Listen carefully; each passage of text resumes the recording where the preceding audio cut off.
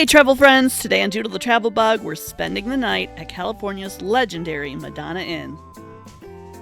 Situated halfway between Los Angeles and San Francisco on California's central coast is the Madonna Inn.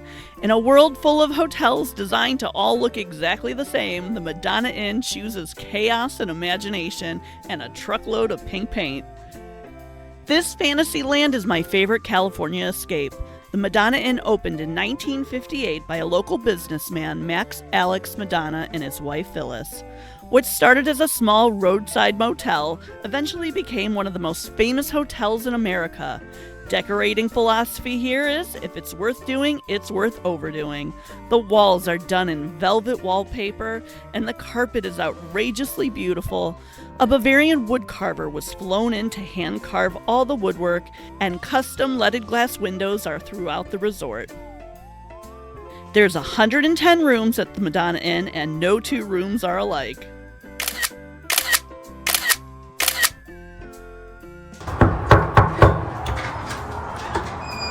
Welcome to the Sky Room, and it's everything I wanted it to be. Look at this, half a chandelier on the wall. Every room here looks different. I can't wait to follow maid service around tomorrow morning so I can peek into everyone's room. So go ahead, look around.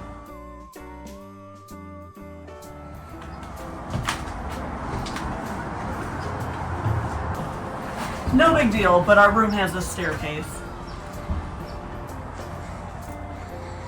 Should we stop in the bathroom first? Yes, stop in the bathroom. I think the kids are most excited about the high-tech toilet seat. They are. Heated and everything. Heated and a bidet. Yeah, all the technology you need out of a toilet. We're gonna be fighting over who gets to wash their backside first. Go ahead, go upstairs.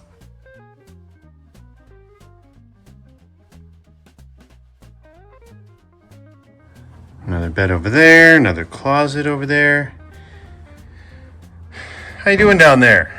I'm excited. We've been on the road a long time sharing beds with these animals, so we finally get a big, beautiful bed to ourselves.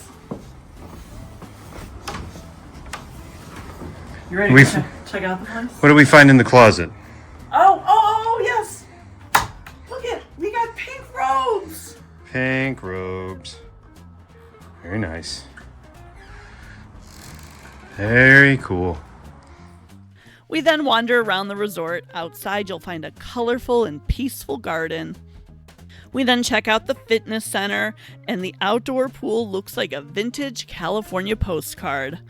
But let me tell you, all my boys wanted to do was play basketball at the inn's all-pink court with matching pink basketballs.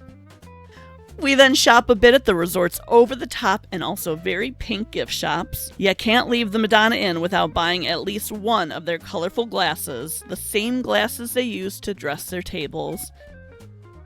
And pro tip, you gotta use or at least peek into their lower-level bathrooms, especially their men's room. Hello? Women in here? Alright, so this is the men's room. This is their sink. That. That's crazy. And then this is the urinal I heard about.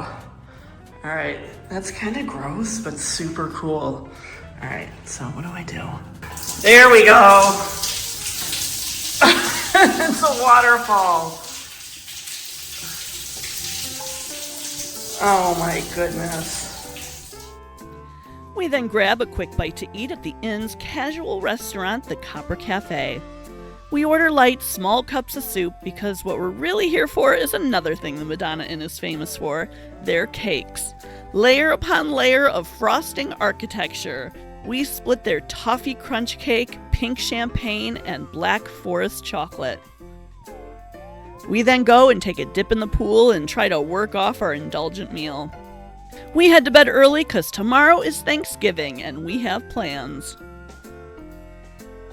Early in the morning, we drive 20 minutes north to a neighboring coastal town of Cayucas for a turkey trot.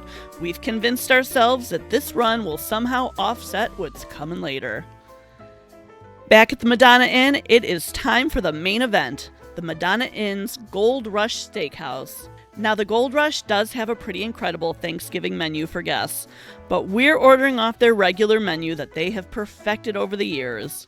And let me tell you, it'd be a sin to eat here and not order their signature cocktail, the Pink Cloud. This drink is perfectly on theme with the inn and absolutely delicious. Now, this is an old school steakhouse, and I mean that in the best possible way. Complimentary relish tray, warm dinner rolls, soup or salad. All my boys got steaks, and I went with their highly recommended lamb, accompanied by mint jelly and their perfectly dressed in gold foil baked potato. Everything was incredible. Marco, what you grateful for this year? This year, I'm grateful for organized sports. Organized sports has just been amazing, and not everybody can do it, but I can do so many whenever I want, and it's just great, and I love it. It's just so much fun. In particular, basketball, right? Yes, basketball easily. But Awesome. That's a great thing to be, and it's nice to acknowledge that not everybody has that. So good for you, buddy. I am thankful for the youth wrestling coaches. That the group that I'm a part of is a bunch of really good guys who are both fun to hang out with, but also are really good for the kids, and Alec included in the program that we do. So it's that's what I'm thankful for this year. I am grateful for my teachers.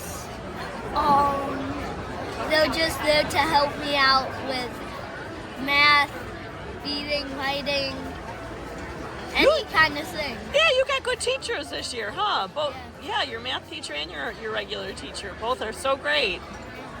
This year, I am thankful for my health. I'm always thankful for my health, but this year in particular, I really made my health a priority. I'm down a few pounds, and I'm just at that age where you have to make your health a priority, or by choice, because it's going to eventually be a priority, not by choice. So I've been really getting in my steps every day. I'm 10,000 steps every day, and just eating healthy, and gonna stick around for these guys. When we were done, it was time to check out and continue on our California road trip, but leave with the kind of memories that stick with you.